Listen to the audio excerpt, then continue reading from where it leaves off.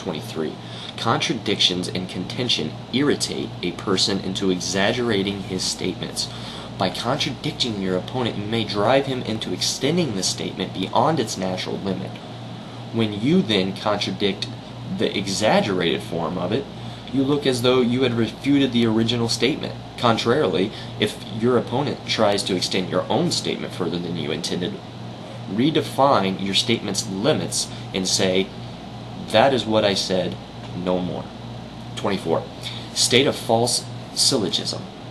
Your opponent makes a proposition, and by false inference and distortion of his ideas, you force from the proposition other propositions that are not intended and that appear absurd.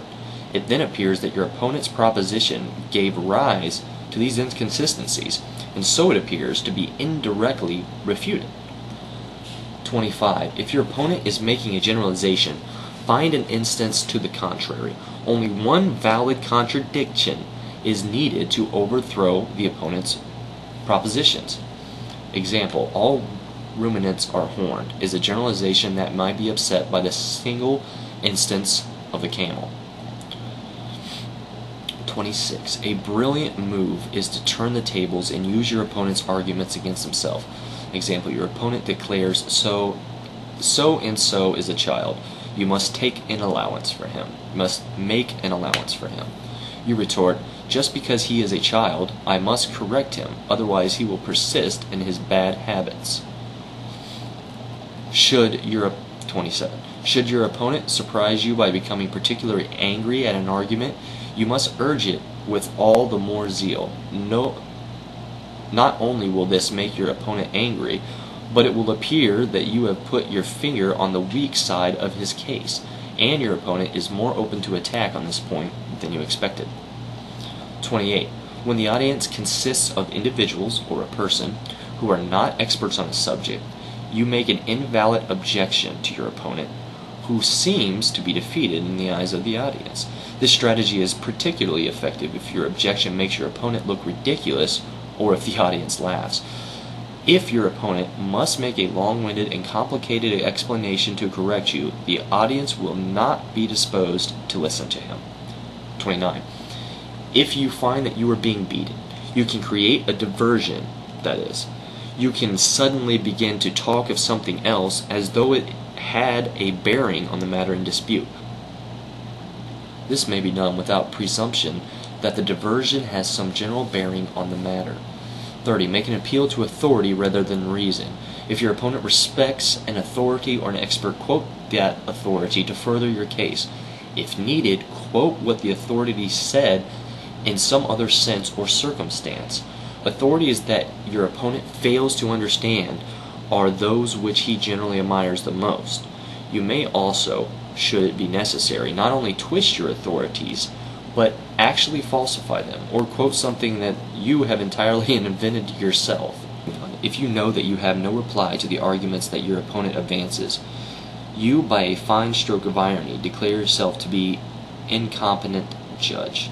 Example, what would you say passes my poor powers of comprehension? It may well be all very true, but I can't understand it, and I refrain from any expression of opinion on it. In this way, you insinuate to the audience, with whom you are in good repute, that what your opponent says is nonsense. This technique may be used only when you are quite sure that the audience thinks much better of you than your opponent. 32.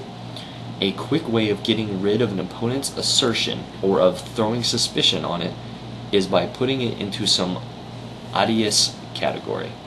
Example, you can say this is fascism or atheism or superstition. In making an objection of this kind, you take for granted that the assertion or question is identical with or at least contained in the category cited, and the system referred to has been entirely refuted.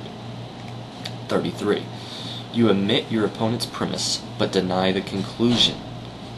Example, that's all very well in theory, but it won't work in practice.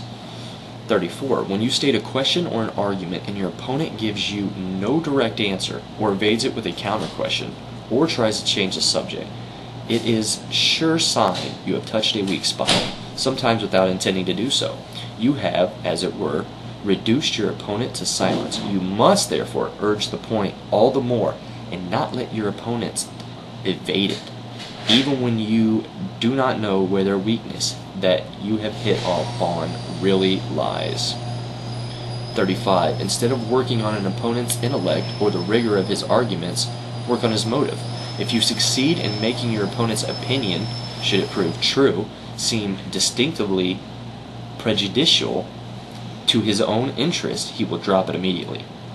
Example: a clergyman is defending some philosophical dogma. You show him that his proposition contradicts a fundamental doctrine of his church, he will abandon the argument.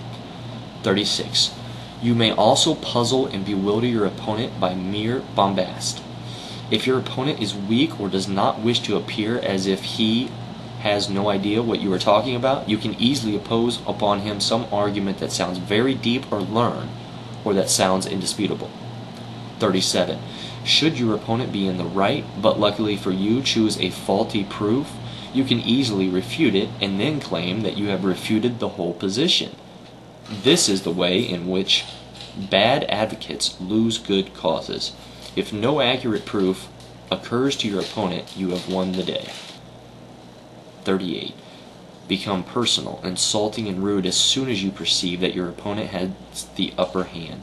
In becoming personal, you leave the subject altogether and turn your attack on the person by remarks of an offensive and spiteful character.